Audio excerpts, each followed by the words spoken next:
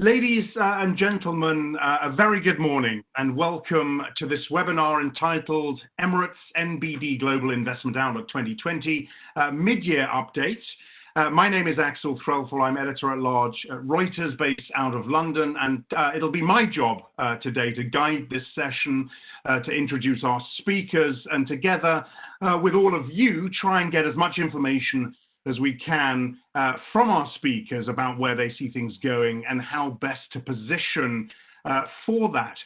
With that in mind, do start sending through your questions for the presenter as soon as you can, and I will do my very best to get to as many of them as I can. To do that, to send a question, click on the chat bubble. You'll see that at the bottom of your screens, and direct your question to all panelists. As I said, I'll try and pose as many of your questions as I can in the time that we have. A few other housekeeping bits. If you've got any technical issues, again, click on the chat bubble, type your concern, and our colleague Johanna will assist you. You could also click on the three horizontal buttons next to the red X to activate the poll window boxes on your screen. We've got 4 polling questions that I will queue during the session. They'll appear on screen and you'll get about 30 seconds to respond to those. Always good to get a sense of what you, the viewers, the investors are thinking as well. The session's being recorded. The recording will be circulated to all attendees after the webinar has ended. Very quickly, before we start, I want to give you a little bit of context. No doubt most of you are up to speed with the latest news flows, what a dramatic ride the past few months has been, unprecedented preemptive policy moves, 2 huge lots of stimulus still to come in July in the US and Europe. Central banks making it very clear that they are in this for the duration. Of course, there are plenty of risks, not least the US election in November, the ever real prospect of a Biden presidency and what implications that has for investors. Just looking at the European market open, they are opening right now. We're seeing a little bit of pressure there after a strong risk-on session yesterday. Asia took a bit of a breather earlier following a surge the day before. Everyone watching China very, very closely, of course. Plenty of talk around that Beijing is trying to orchestrate a major domestic bull run given the pandemic and the Washington standoff. So an officially sanctioned bull market, if you like. So that is the very latest courtesy of the Reuters Newswire. Let's kick things off. Before we hear from our speakers, we'd like to play a short welcome address from Mr. Suvo Sarkar. He is Senior Executive Vice President of Head of Retail Banking and Wealth Management. Please do note, though, that if you join via the web browser, you will only be able to hear the address, not the video. Let's run that video. Ladies and gentlemen, good morning, and a very warm welcome to our Mid-Year Global Investment Outlook webinar. I trust you and your families are keeping well and staying safe.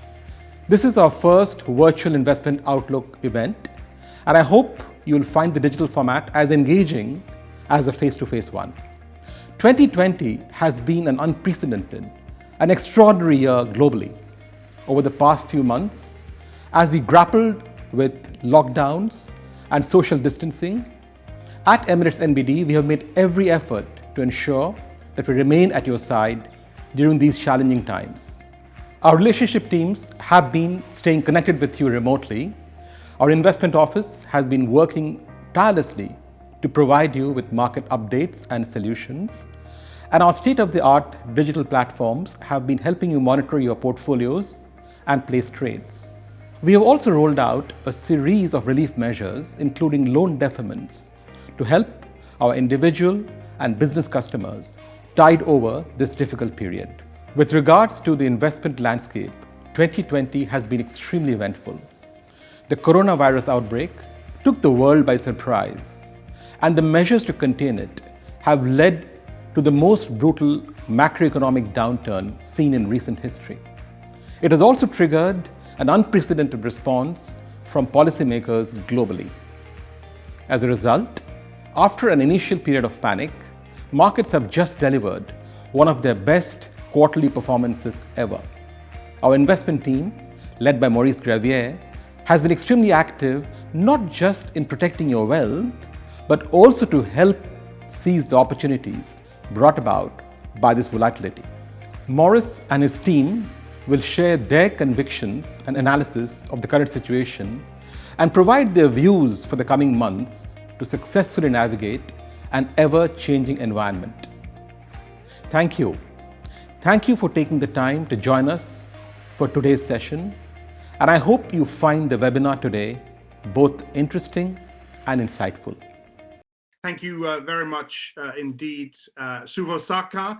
We have 4 presenters lined up for you today, raring to share their insights with you all. Do remember again, and I'm going to keep reminding you of this, to send in your questions.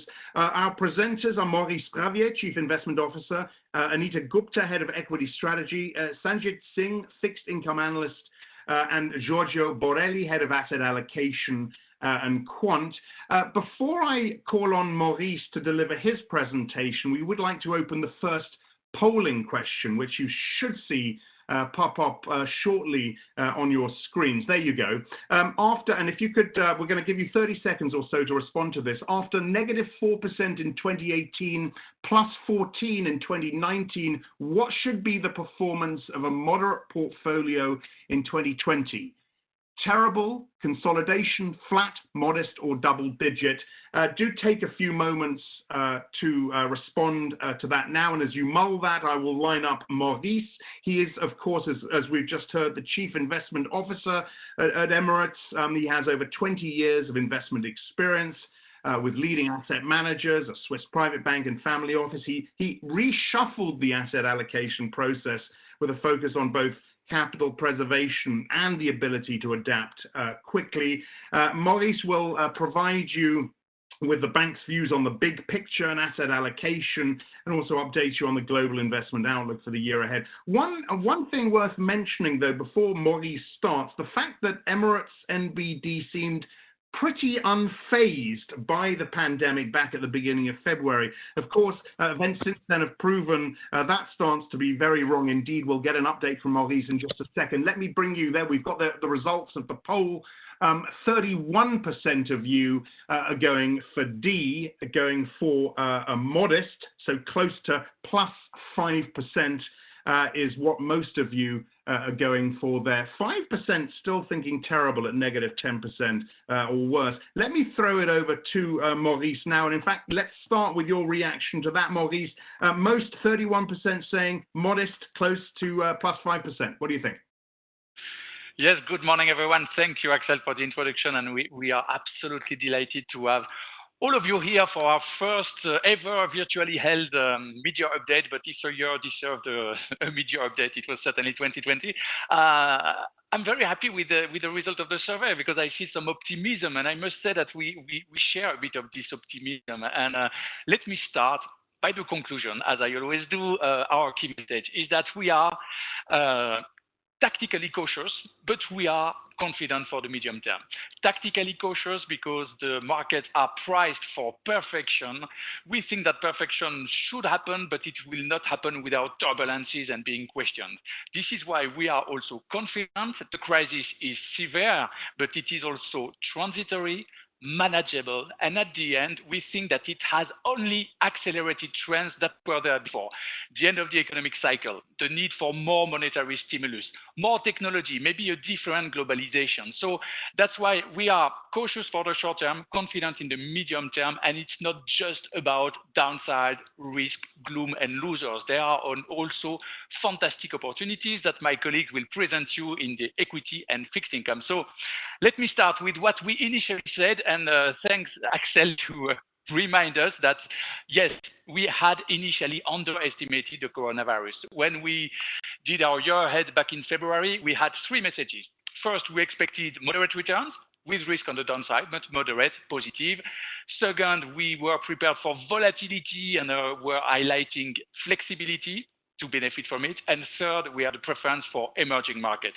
It was titled Back to Reality, and the reality we had, as we all know, was the coronavirus, much more severe than what we thought. 11 million, as we speak, 11 million cases in the world, very sadly 500,000 of lives being taken.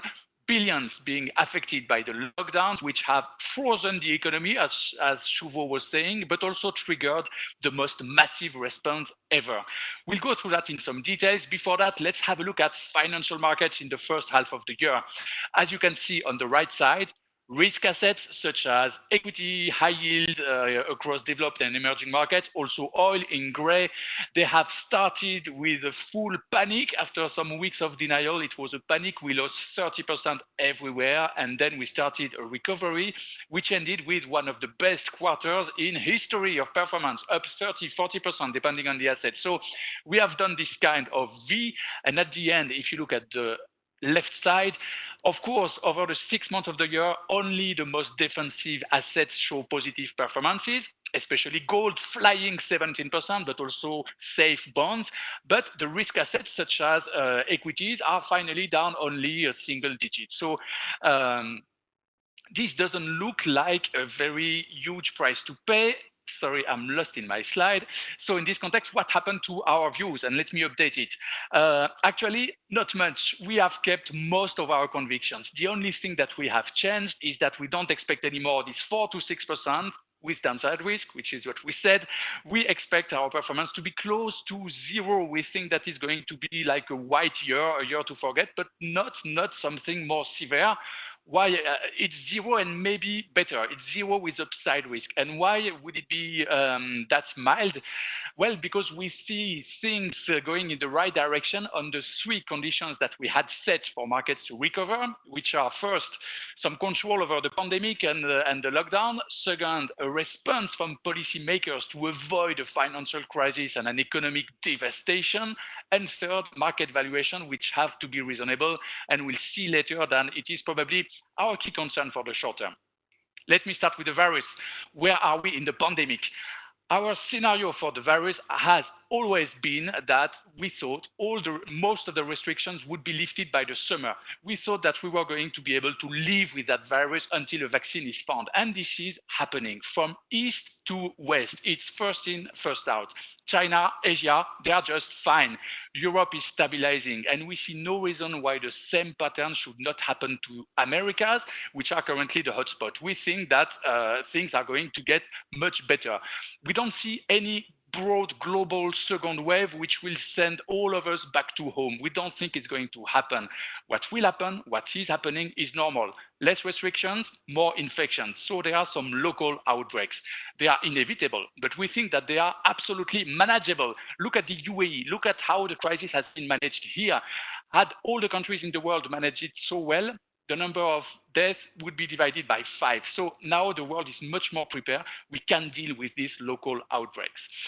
So we think local waves, not a broad second wave. Now the economic, and this is really the good news. In China, industrial production is close to the level of last December. They are back in business, full steam. In Europe, we have just one number, maybe.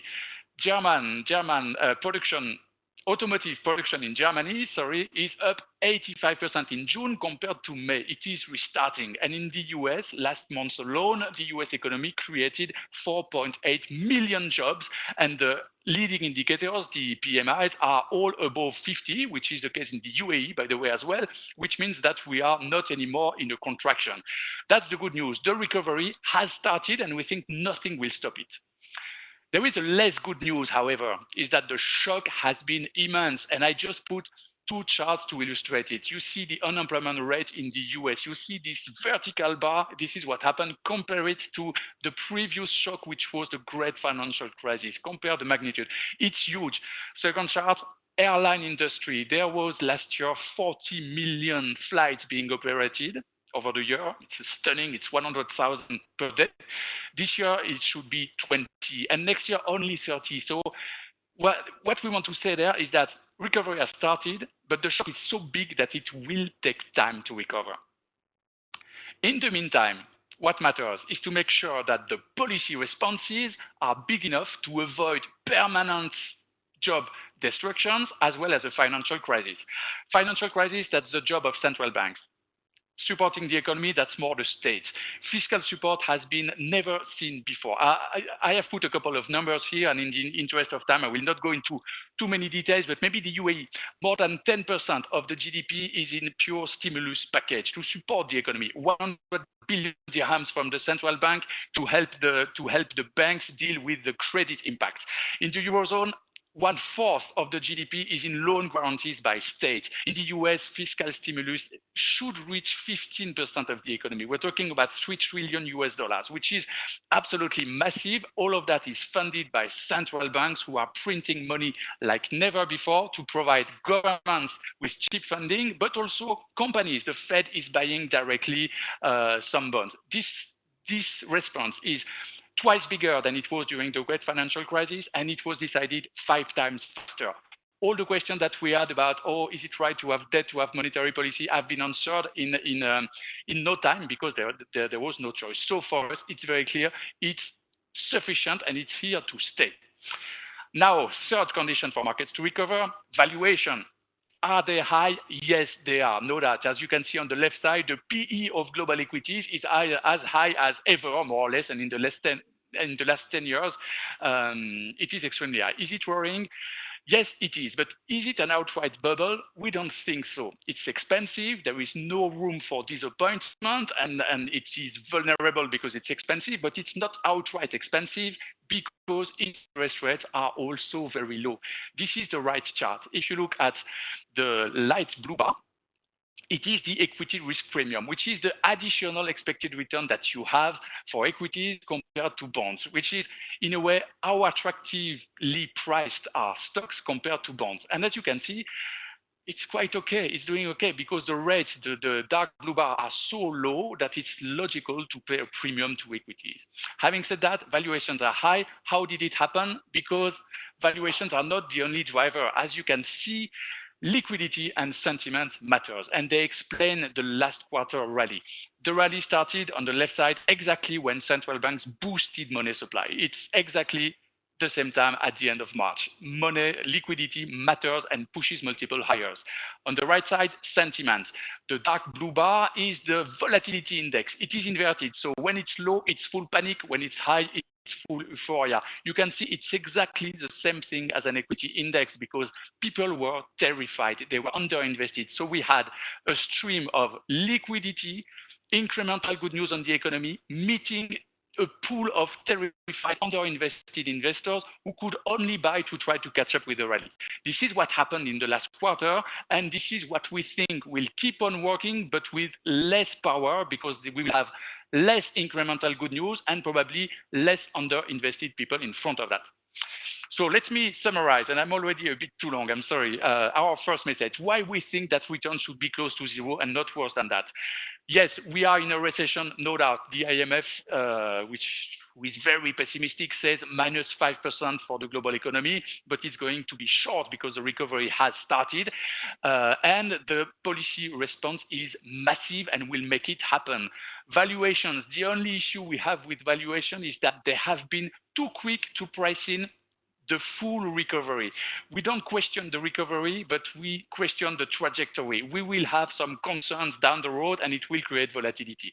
Finally, sentiment. We are not in panic anymore, so the short term is less supported by these panic buyers that have to catch up. But the good news is that we are not in euphoria either, and once the key issues will be out of the road, we might see lower volatility and more people putting their money at work. So this is why we expect returns to be close to zero.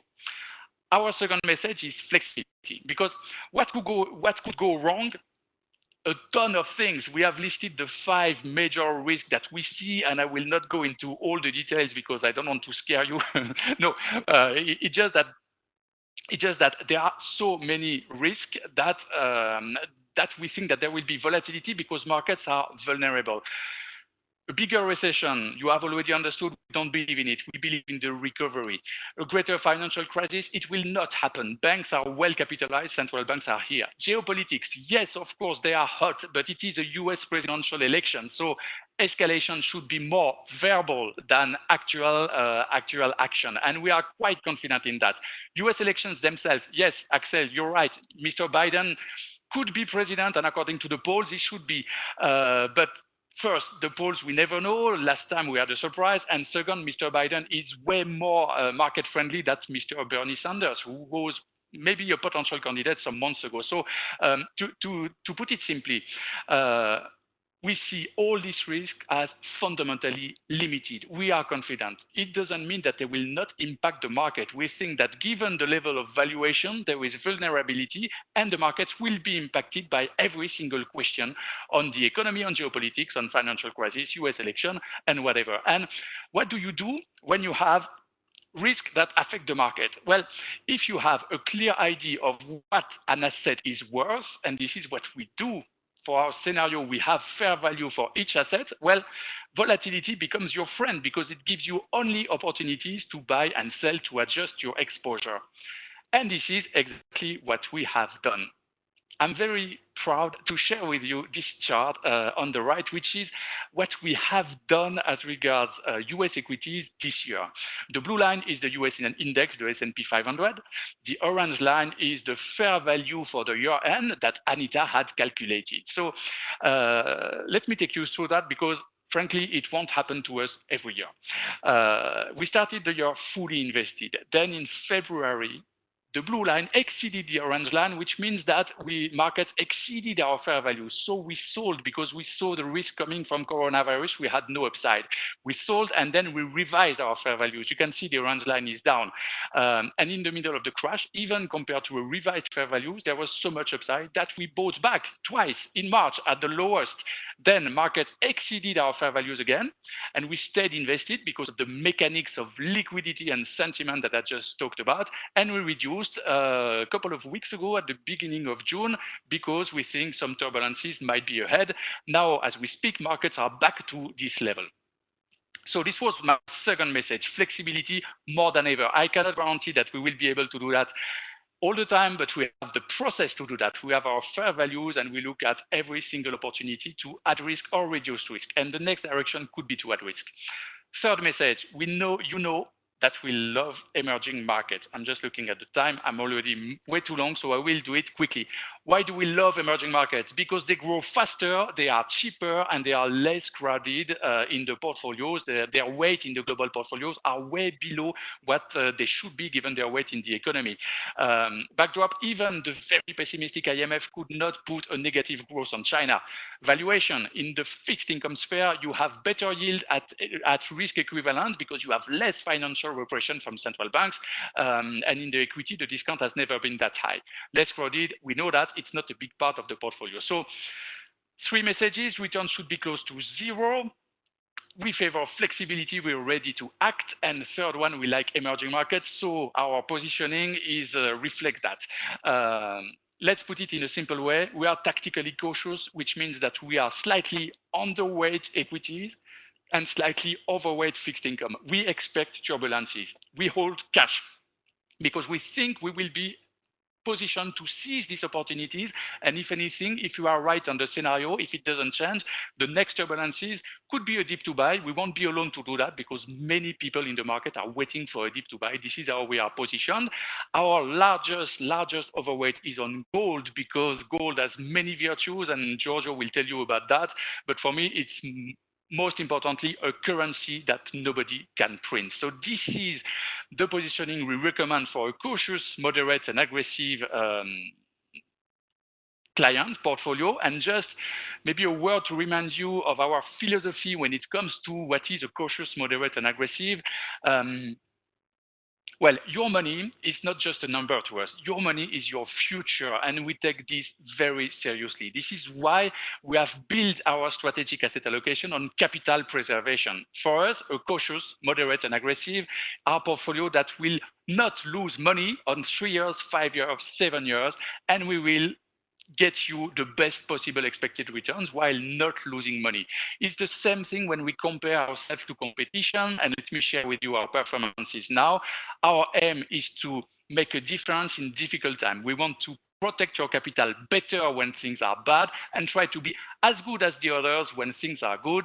And I'm very happy to share with you the fact that in 2018, difficult times, we did better. In 2019, fantastic year. We were close to the competition. The blue bar is us. The orange bar is the Morningstar category, our international competitors. And so far this year in H1, very helped by the timing on equities, we are doing much better than our competition. I will leave it here and just to tell you, to pre-announce you that these three cautious, moderate, aggressive profiles, we are about to launch funds that replicate this asset allocation within very simple products that will be proudly managed from Dubai but run on our Luxembourg platform, implementing our asset allocation with the best products for our open architecture team, and we're very excited about that. I will see you at the Q&A. Thank you very much, and back to you, Axel. All right, Maurice, thank you very much indeed. You sound positively excited by the year ahead. In the interest of time, I'm not going to throw any questions to you now, but we've got plenty coming through. I've got plenty of my own, and we'll ask those at the end. Right, just before we get to our second speaker, I want to pull up the second polling question for those listening in. If we could pop that one up on the screen, there you go. Which one of the following equity segments, and we're going to be talking equities with Anita Gupta in just a second, which one of the following equity segments would you favor for the rest of 2020?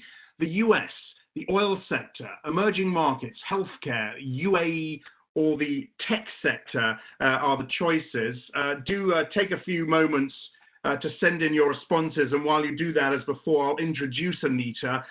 She is head of equity strategy, and together with her team is responsible for finding, of course, the best regions, sectors, themes, and securities to invest in. For those who are familiar with her calls, you'll know she has favored the US as a region and technology as a sector for a number of years, which of course has paid healthy dividends. No doubt we'll get an update on those positions in just a moment, and we'll see in just a moment, of course, as well, if you agree with her when we get a response here. We've got USA, of course, and the tech sector in that list. So just as we wait for your responses there, we talked briefly, of course, with Maurice about the US election and the prospect of a Biden presidency and what that might do to the market.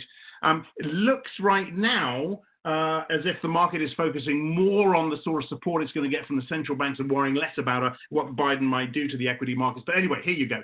Technology, 35% is what most of you are saying. US, interestingly, only on 9%, and health, 23%. No great surprises there. Anita, let me throw it over to you. Technology in the lead at 35%. Hi, thank you, Axel, for that lovely introduction, and good morning, everybody. So I'm here to talk about the catalysts that are going to drive equity markets in 2020 and for the longer term. And yes, I do agree with our investors. It is all about technology and healthcare, and that's not going to change. So the world has seen a decade of technology and consumer fuel returns. US equities have returned almost 300% in the last decade. Emerging markets are flat in dollar terms. US equities, of course, have a large component of technology, healthcare, and consumer stock, which is what has driven the rally.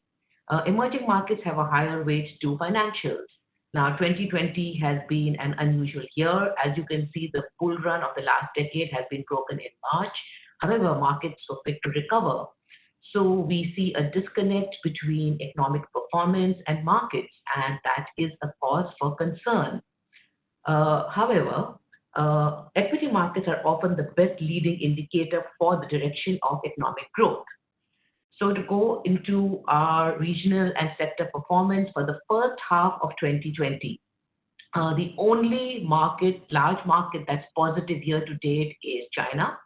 The path of market performance has followed the path of the virus, as lockdowns, of course, affect economic growth as well as corporate profitability. The US, as we speak, is just flat year to date. Still in deep negative territory are India and the UK. India still as lockdowns affect economic growth, and the UK, of course, on Brexit concerns. Coming to the sectors, no surprise there. Technology, again, as of today, it's up almost 15%.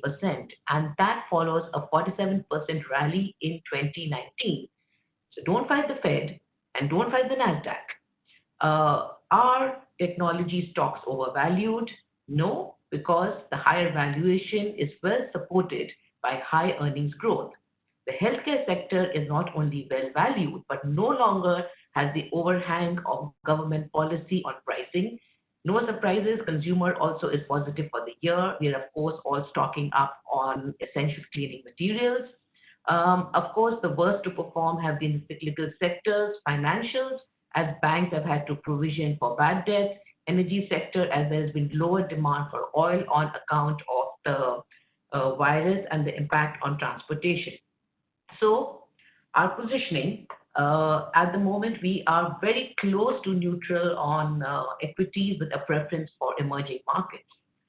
Within the developed markets, we continue to like the US.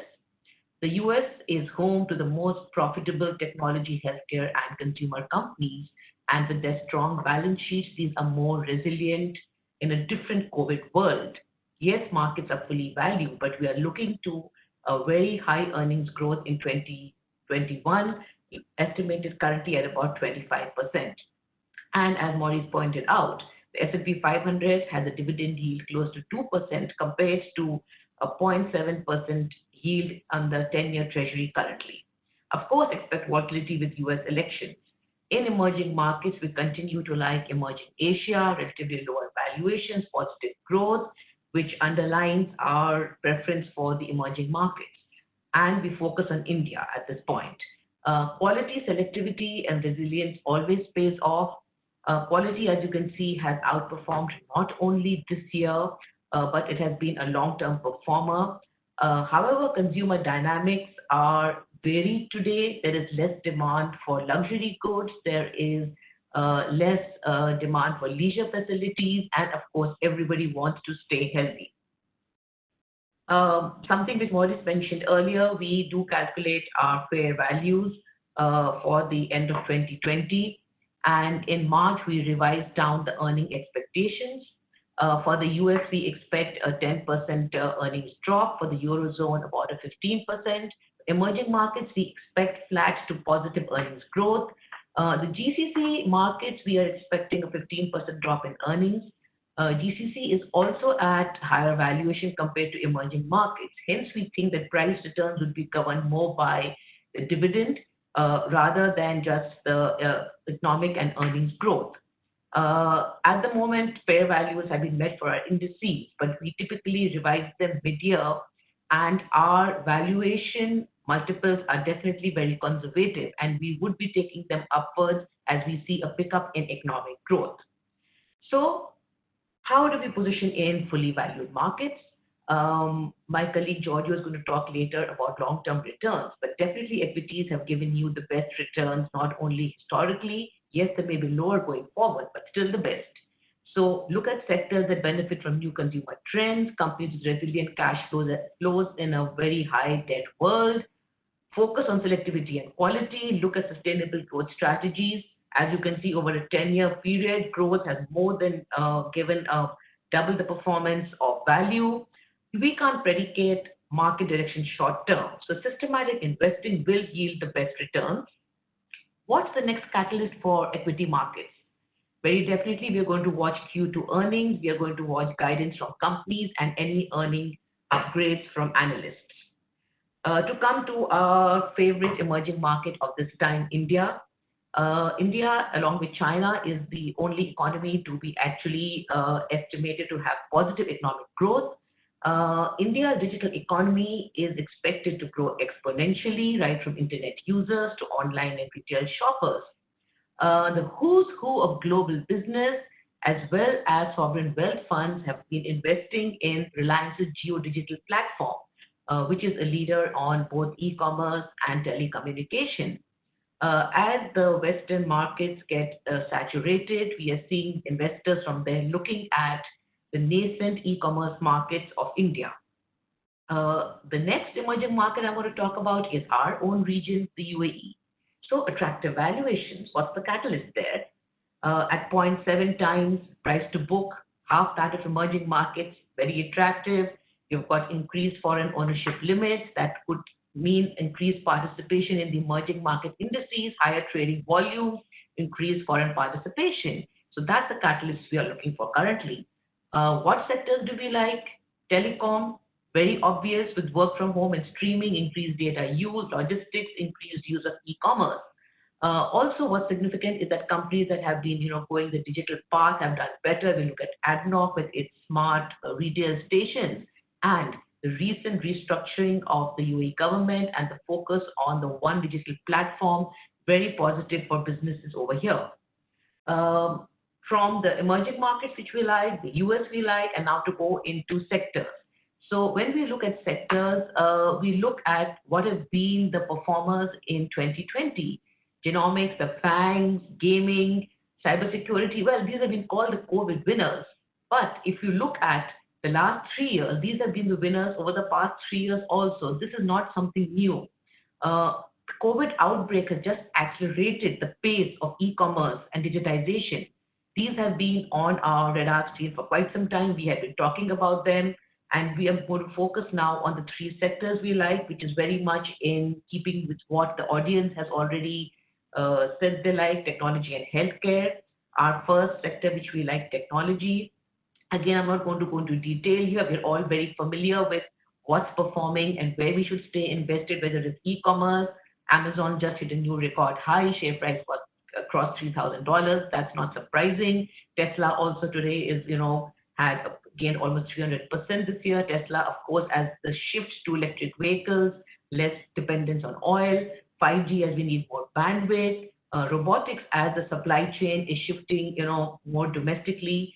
So people are tired of hearing me talk about technology. I've been told this. Is there anything else besides technology that you can talk about? Yes. Technology synergy with big pharma. So are we going to see the legacy healthcare companies such as CVS be the digital adopters, or is it going to be Amazon and Alphabet with their deep pockets? So to focus on healthcare, of course, very much the topic of today, and it's all about data today. Whether it's looking at the different apps, the different health monitoring systems, and data home. Today there are about 1,400 different metrics connected on to every human being, and those metrics are being fed and looked at by companies such as Google and Amazon, who then can help in preventative healthcare, help diagnose disease. Of course, the focus is on vaccine, a cure. Vaccines, of course, have been accelerated with the help of genomics. In 12 to 18 months, we should hopefully have a vaccine. Many on the lead there, whether it is Pfizer, whether it's Moderna, whether it's Oxford University. The latest to join the bandwagon is Regeneron. We're also looking at therapies for the coronavirus. But today, it's very important that economies come back to normal, and that's what even governments are focused on. But for governments with their huge budgets, what's really important is preventative healthcare, which is where the importance of telehealth comes in. But also the importance of building up immunity and preventative healthcare. So coming to preventative healthcare, we come to the focus on staying healthy and food, and that's my last theme for today. And when you look at food, there are changing consumer dynamics. There is more of online delivery. There is more of ordering food home, eating at home, less of eating in restaurants. Governments, as I said, are very focused on preventative healthcare, and the unhealthy food and beverages could be today seen as the new tobacco and taxed. Governments are also very closely looking at food labels, changes in eating habits. So to conclude, I'd just like to say that there are many opportunities today to invest in equities. There's a strong background support with low interest rates, with policy, and of course, improving economic data. However, we are still in the middle of a pandemic, so do expect turbulence, but take advantage of that turbulence. And now I'm going to, hand over back to Axel and to the next speaker who will talk about fixed income. Thank you very much, indeed, Anita. Lots of questions coming through. Well, I'm going to pose one quick question to you. And I mentioned in my introduction that Beijing was trying to orchestrate this major domestic bull run, this officially sanctioned bull market, if you like. You didn't talk that much about China, which you said is the best performing market so far in 2020. Would you invest in China now, Anita? Yeah, so we do have, so actually as an allocation, we have about 25% allocation to emerging markets. China forms very much part of that. We're a little bit neutral China. We are seeing the supply chains move away from China. There has been a lot of, during geopolitical issues. So at the moment, I would stay neutral China. I think there are better opportunities elsewhere. We've just seen the rally yesterday, 5.7%. So I don't think the China market is going to sell off. It is the largest contributor to global economic growth today. So definitely stay invested in China, but do look at the other emerging markets too. All right, Anita, thank you very much indeed. No doubt we'll hear more when we get to the Q&A section. Before I throw it to our next speaker, I want to open the third poll for the day. If we can put that one up on the screens now as well. There you go. The 10-year US government bond yield is currently 0.7% as we rise. For you, is this ridiculously low given the levels of debt? Reasonable? Safe, and at least it's not negative, attractive, and rates could go to zero or below. Do take a few moments to respond to that one. We've had a number of questions come through about inflation, the inflationary effects of money printing, which we'll get to in just a moment as well. Whilst you're doing that, let me introduce our third speaker, Satya Singh. He is in charge of the fixed income strategy for the bank. His mission, of course, to find the best compromises between risk, return and duration. Clearly not an easy job now that central banks have compressed yields everywhere. He's going to update us in just a moment on where he sees rates going and, more importantly, where the best opportunities lie. Let's see if we can pull up the responses to the third poll. Again, the question, the 10-year US government bond yield, currently 0.7% of 1% right now. Is it ridiculously low? Is it reasonable, or is it attractive? I think we're going to pull up the number in just a second. While we do that, let me, whilst we're waiting for that, let me throw it to Satya for the start. And when that comes up, Satya, I'll mention it and we can give us your comments on it. Satya, the floor is yours. Thank you, Axel, for the wonderful introduction. Welcome everyone to the fixed income part. We will talk about our preferences, positioning, and how to build a strong fixed income portfolio. Very quickly, Satya, sorry to interrupt. There you go. We got the result. Ridiculously low, 42% is the top. I guess no huge surprises there. Okay. Interesting poll results, but we'll keep our cards close to our chest and we'll reveal our view in the middle of the presentation. So, to begin, what did you think at the start of the year? We thought it would be a year of carry after excellent 2019 double-digit returns across some asset classes. We had three key preferences. We loved GCC debt, we loved Asian high yield, and local emerging market currency benchmark debt. And we thought nothing could go wrong this year. But coronavirus and oil price shock could not have come at a worse time. Of course, you can see how the spreads widened. They reached almost 2009 levels, crossed to 2016 oil price shock levels. But then 23rd March, which I consider the D-Day, Fed intervened massively with monetary policy tools. And Fed was, of course, followed by the other central banks. So was Fed and other central banks, were they successful? We would think so. Firstly, the short-term funding rates are reasonably low now.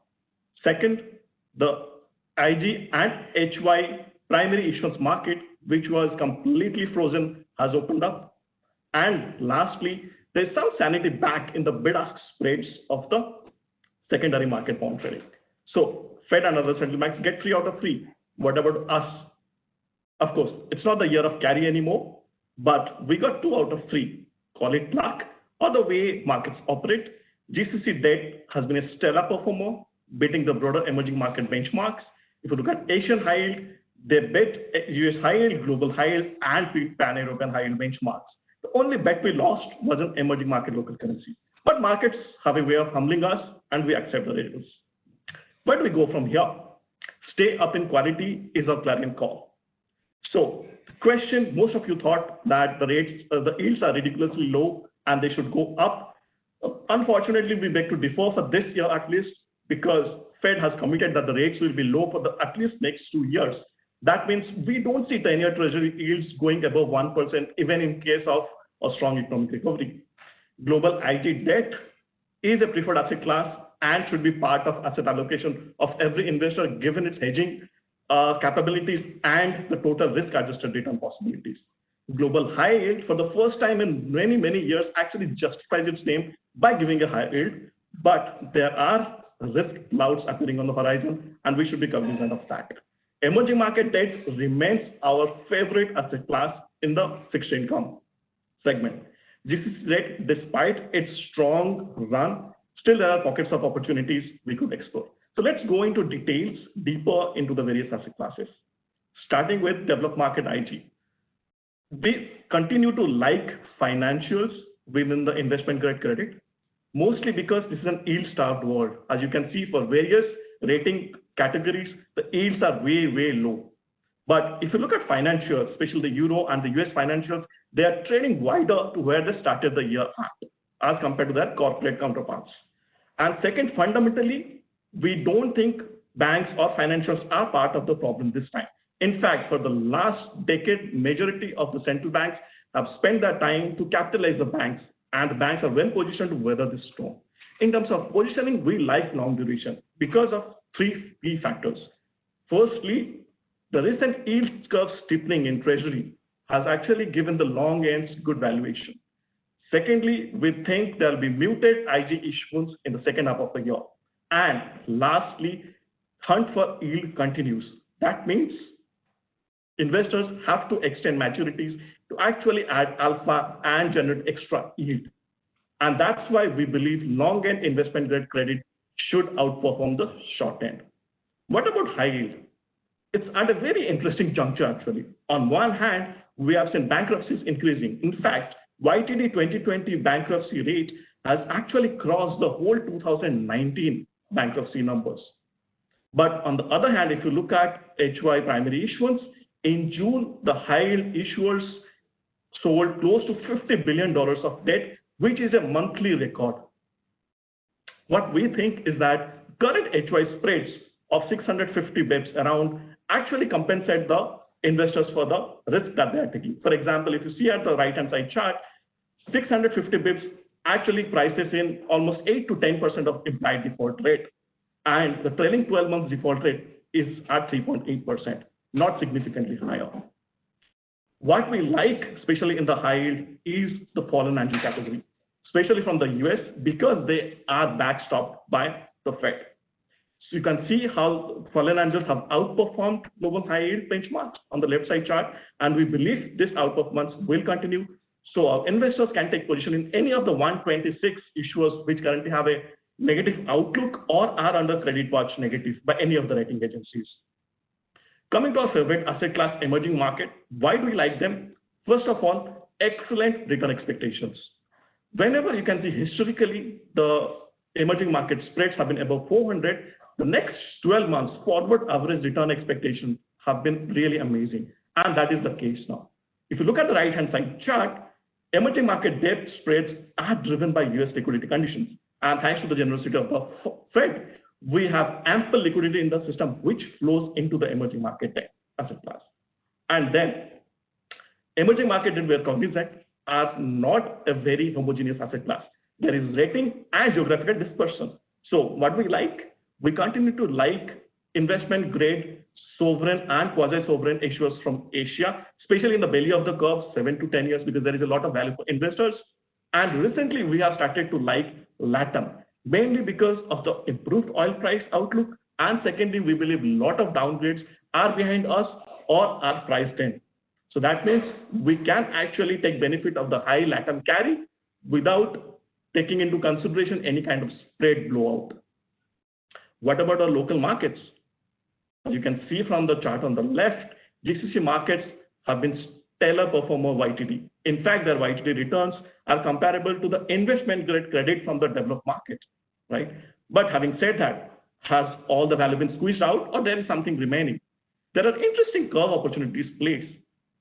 If you look at the IG sovereign curves on the right, which you have mentioned, they have bull steepened significantly YTD. That means the front end of the curve has tightened, while there is some value for the investors on the long end of the curve. What will happen if we take position in the high yield sovereigns? So high yield sovereigns, in contrast, have actually bear flattened. That means the front end of the curve is actually pricing in a lot more risk. But if you see, because of the domino effect to the region, the GCC support is expected for Oman and Bahrain. And also you can expect some kind of bilateral support from the IMF. So investors can take advantage of higher yield on the front end of these high yield sovereigns. So that's how you play GCC. Now coming to Sukuk. Sukuk is an interesting asset class, mainly because of the local investors who have provided a strong technical backstop. There is less volatility in the Sukuk asset class, but there is less trading in that as well. What this has done is that this has seeped in a lot of mispricing. For example, there is no reason why a Oman Sukuk holder should get less returns from an Oman conventional bond holder, right? And we should be very cognizant of this fact while actually building a clean Sukuk portfolio.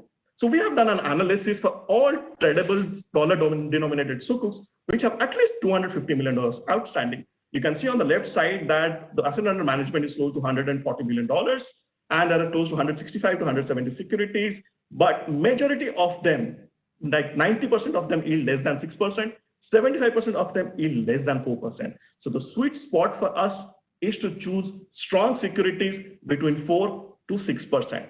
And if you look at the right side, you can see that the maturity distribution shows majority of the Sukuks actually have a maturity date prior to 2025.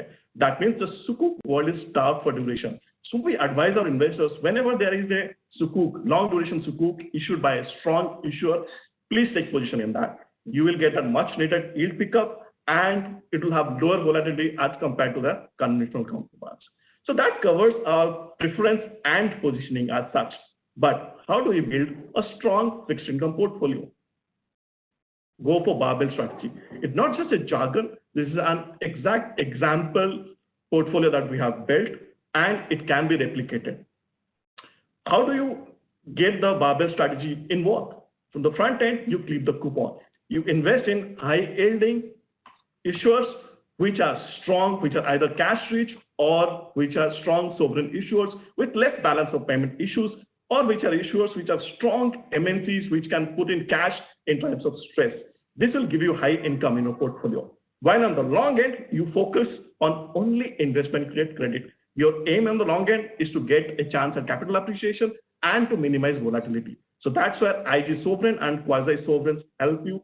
And please remember that you choose such issuers which have a spread at least of 250 bips over Treasury. That means when spreads tighten, you can actually benefit from a bit of capital appreciation. So by building a portfolio like this, you have high income, you have strong chance at capital appreciation, and we have less volatility. What more can we expect from a fixed income portfolio? That's all from my side. Hope you had an enjoyable session. Over to you, Axel. Thank you. Thank you very much indeed. All right. We have one more speaker, and this is about throwing this whole thing forward now. Before we do that, let me ask you our final polling question, which is going to come up on the screen. And again, this is to gauge where your concerns lie. And there it is. What is, for you, the single largest concern for the long-term investment picture? It's an important question, of course, something Giorgio is going to address in just a second. Inflation, debt, or growth are the three options. So have a respond to that. You've got about 20 seconds to go or so. Clearly, there have been questions coming through on inflation. The inflationary effects of money printing, of course, is something in the minds of some. Just to introduce Giorgio Borelli, we've had updates, of course, on asset allocation, equities, fixed income in the near term. Before we take your questions, we do want to spend a little bit of time throwing things forward. It's an important part of this. Take a look at some of the longer term issues that might affect the market. Giorgio Borelli is head of asset allocation and quant strategies. He uses his models and historical data to figure out what might happen over the long term. How big a threat to growth rising debt levels, for example? How big a threat is the return of inflation, given the printing press is working at full speed right now? Those are the sorts of big picture context questions we're looking at here. We'll get your thoughts, though, your responses on that final poll in just a second, see where it is. Okay, 40% of you are saying debt. 40% of you are saying debt. Will those trillions ever be paid back are your biggest concerns. 30% growth and only 18% inflation. Giorgio, that's a good starting point for you. 18% on inflation, 40% worries about debt. Okay, thank you, Axel, for a nice introduction. It is true, growth, debt, and inflation are at the forefront of investor minds nowadays. They are all interconnected, and for sure our audience will get much more on those three topics when I go through the presentation. So let me go, please, to the first point. So today, my presentation is about highlighting key macroeconomic trends and discussing their implications for future market returns. The main point, the key macro remark on my side is that global growth has been on a downward trend for decades now. Please see on this slide the dynamics of the growth rate of global nominal GDP, the blue line, as well as its downward trend, which is the orange dashed line. You might wonder, what is the relevance of macroeconomic growth for asset returns? Well, in plain English, put it simply, the lower the nominal growth rate in the economy, the lower you can expect the level of your returns to be, or at least the more cap and constrain the potential upside for future returns across asset classes. So the next question that my audience could have regarding this would be, what is weighing down so much on growth? Well, the answer is pretty simple. Rising debt, persistently rising debt levels across decades have acted as a drag on macroeconomic growth, on global activity in general. And we don't see the direction or travel of this changing anytime soon, at least on our forecast horizon. Please see on the slide the explosive trajectory of the total debt of the United States versus GDP as a proxy for global debt. You might object, but wait a minute. We take on more debt for a reason, to support carrying activity. Well, that's a correct remark, but that's the point. If you continue to borrow from the future consistently and repeatedly, then future growth rates get depressed. And then we go back to square one, where muted growth puts a cap on future asset returns. So now we get to the general grip. The main point is that the current backdrop is marked by low economic growth rates, high debt levels, and potentially relatively low future market returns. Well, this is exactly the backdrop that we have taken into account to figure out our long-term capital market assumptions. These are none other than forecasts, long-term forecasts about asset class returns. So please take a few seconds to glance through this table. This is the most important table in the whole presentation. Each number represents the average yearly return we expect at the CIO office for that asset class for the next decade in the 2020-2030 period. So most of you may be surprised that there is no high single-digit returns in the table apart from those for emerging market equities. There is only mid to low single-digit poultry returns. And the ones of you who were expecting double-digit well, for the long term, they can forget about that. Given the macroeconomic backdrop I've just described, we could go back to double digits in case macroeconomic conditions reset properly, which we don't see either on our forecast horizon. So for instance, have a look at forecast for developed market equities. We would see them returning yearly in the next 10 years on average less than 6%. This is total return including dividends versus a historically higher 7.5% computed since the late 80s. For developed market government bonds, the prognosis is even grimmer.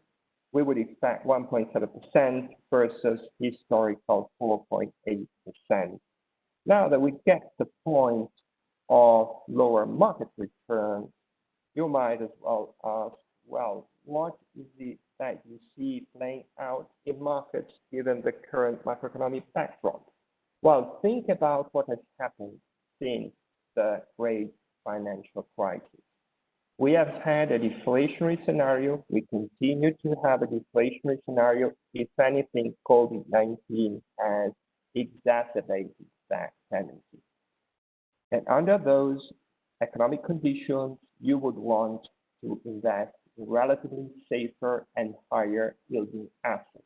Well, that is exactly what you have seen since the great financial crisis. The outperformance of US equities versus other stocks. Why? Well, because they are relatively less cyclical.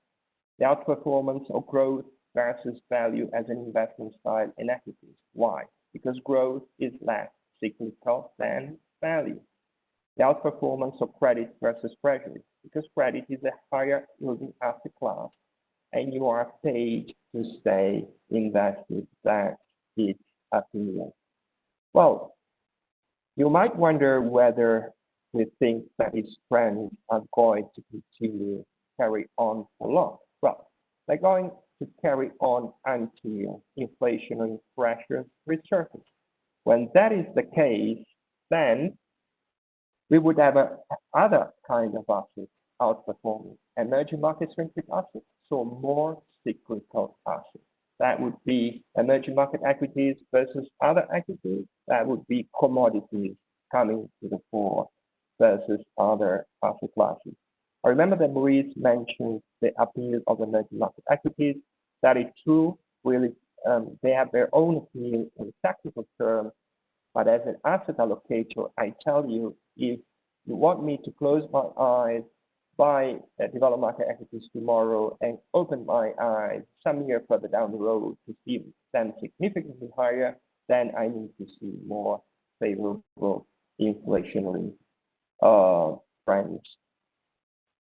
So an obvious question is then, what about the chances of inflation trending higher in the future? Maybe not tomorrow, but let's say within the next 2 years, after the next 2 years. Well, according to our analysis, they are not so low. So let me pull in some demographic trends and potential developments for the US dollar to prove the point. Now, first, demographic trends. Projected demographic trends sustain the assumption that global government bond yields are going to trend higher rather than lower in the coming 10 years. Please focus on the chart on the blue line and its forecast, which is the white squares outlined in blue. This represents the proportion in the global population of savers, and it is plotted on an inverse scale. So it means that in this chart, you are seeing a forecast for a dropping proportion of savers in the global population. So as this happens, the proportion of savers drops, then upward pressures will be exerted on US 10-year Treasury yields, which is represented by the orange line. So these demographic trends underline higher yields, and of course, with that, higher inflation trends underlie higher treasury yields in the US and globally. To come to the second point, please see on this slide the interplay between the treasury balance, which is the blue line, and the US dollar, which is the orange line. And you can see yourselves more often than not, whenever the budget balance has deteriorated significantly, the US dollar has dropped meaningfully. So we don't think this time is going to be any different either, and a drop in the US dollar, a significant one, would have inflationary repercussions. So we think, yes, that inflationary trends will gain traction sometime down the road, though of course not overnight. So to come to the conclusion, what is our final advice to investors? So please have a look in the meantime at our strategic portfolio. This is our strategic asset allocations. So what we think are ideal portfolios to preserve capital and actually growing it in the medium to long term. So our conclusion is that investors should include in their strategic allocations emerging market assets and gold and more commodity and more in general commodities to be able to tackle market changes with more resilient portfolios. Market changes must be tackled because they will come. We see them further down the road. We don't think that the current trends in place will be in place forever for an indefinite period of time, irrespective of the amount of stimulus which is going to be spent by central banks and the government nowadays. This is the end of my presentation. I hope you enjoyed this session. Thank you for being with us. Thank you very much indeed, Giorgio, and thank you to all of our speakers. We've covered a lot of ground. We've got about 10-15 minutes for your questions, and we've had quite a few questions come through, so I'm going to start throwing those to the respective speakers. And Maurice, I'm going to start with a big picture question to you, and then we'll get more local in the questions. Do you worry at all, Maurice, about the overall dynamic, this disconnect between Wall Street and Main Street that everyone talks so much about? Clearly, it's not normal. You seem, if you don't mind me saying, rather unfazed by that. Oh my God, I could spend hours on this question, and unfortunately we have seconds, I guess. The very function of markets is to anticipate, and that's something not to be forgotten. So you might remember that 1 or 2 months ago, many powerful voices from Wall Street called on this disconnection. Even Goldman Sachs said we will have a crash and whatever. But if you really look at the landscape, first we anticipate things are getting better. If you think that earnings will recover just below what they were last year, but next year, okay, and you pay this 20 times, which is reasonable given the fact that interest rates are close to zero. In Europe it's negative. Even in Austria, they borrowed on 100 years for almost nothing. So the value of the profits, the underlying profits of the companies, it's normal that it is higher if you cannot get return elsewhere.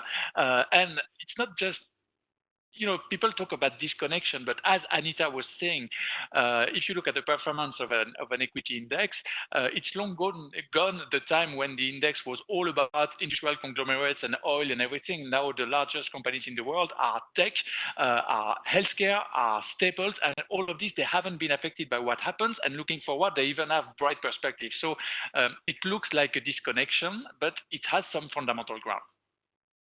All right, very good. Thank you, Maurice, and thank you for your brevity there. All right, a question. Let me throw this to Giorgio, actually, because we were talking big picture and throwing things forward. Try and keep the responses quite tight, because we've got quite a few questions.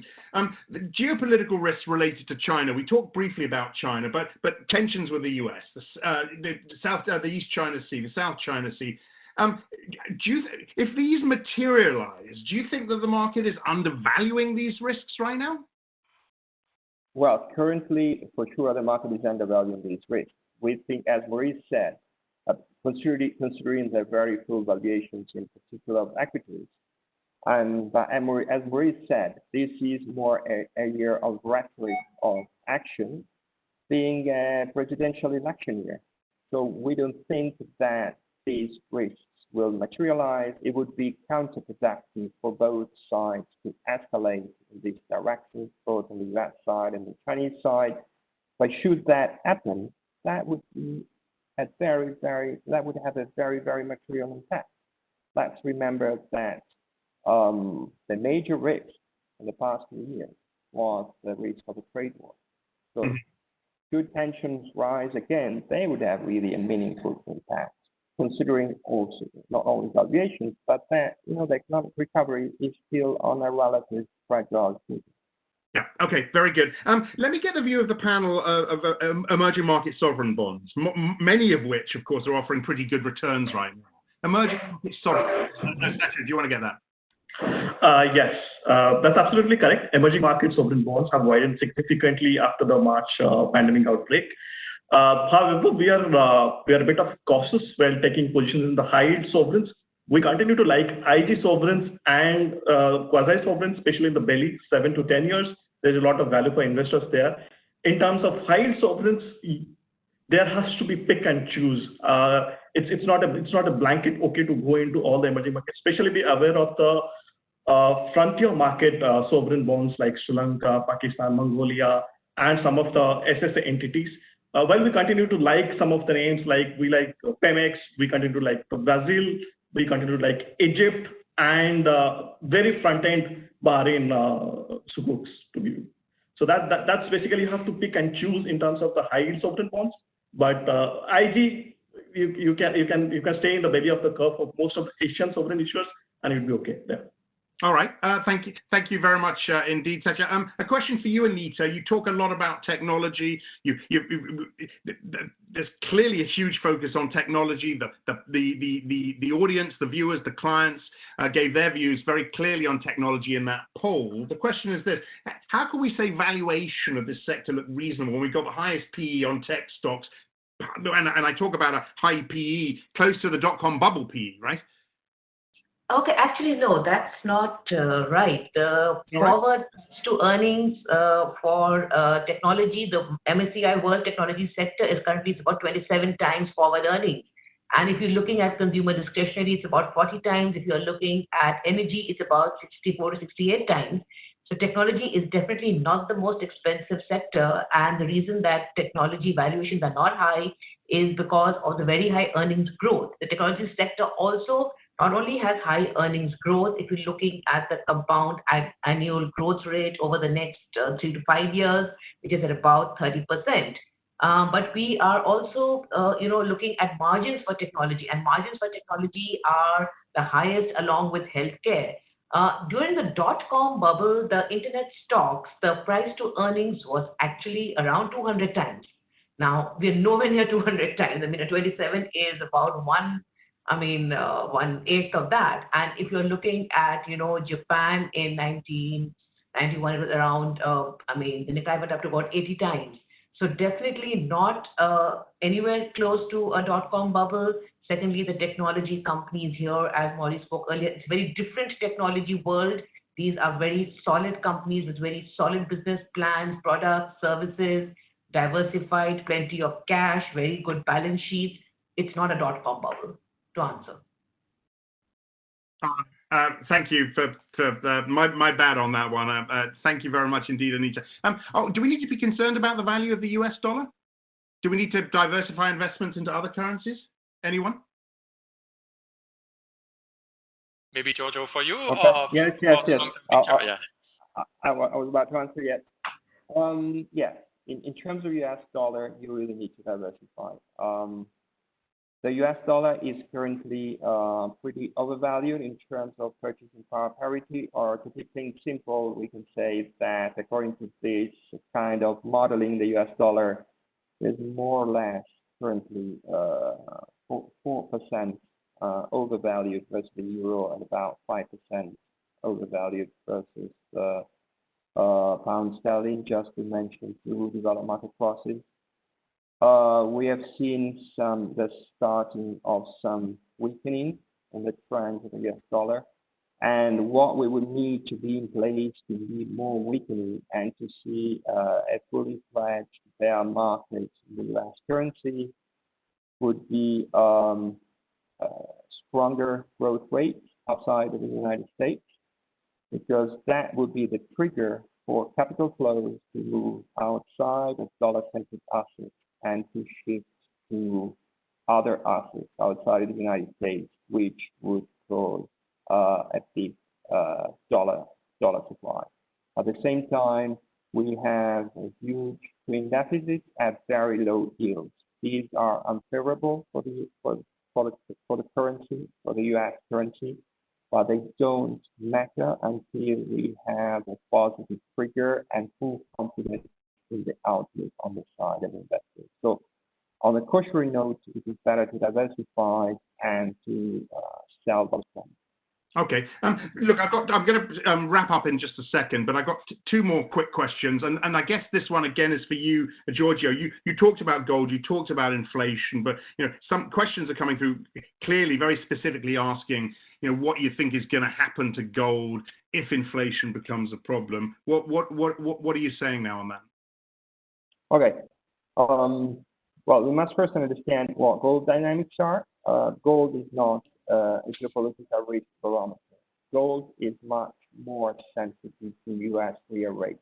It means, in simple terms, that gold tends to move higher when competitive assets, the yield net of inflation of competitive assets tends to move lower. So since gold doesn't yield anything, if I buy it, I buy only for capital appreciation. I'm more comfortable buying it simply when the yield of competitive assets net of inflation is sufficiently low. Now, if you understand that, then I can answer your question on inflation. Let's assume that inflation shoots higher. Then if yields are capped, the real yields, which are nominal minus inflation, will sink dramatically, and then gold would go through the roof. But for that to happen, for real yields to sink when inflation rises, or for nominal rates to be relatively stable when inflation rises, you need central banks to cap yields, and they would be doing that because if yields went through the roof with inflation, then the cost of servicing debt on the side of government would explode as well. So to recap, under an inflationary scenario, we see central banks capping yields, and since inflation would move higher, gold would be going through the roof on sinking real rates. All right. Look, Giorgio, thank you very much indeed for that. And I am actually going to wrap things up now. If you have any more questions, please do reach out to the relationship teams. They're going to be more than happy to help with any further queries you may have. Thank you so much for joining this mid-year webinar. We hope you found it all useful. A lot of ground has been covered. All that really remains for me to do is to thank our four speakers, Maurice, Anita, Satya, and Giorgio. Thank you very much to you. And thank you to the audience, the clients, for your thoughts on the polling questions and indeed for your questions. Stay safe, everyone. I hope you have a good day. Thank you very much indeed.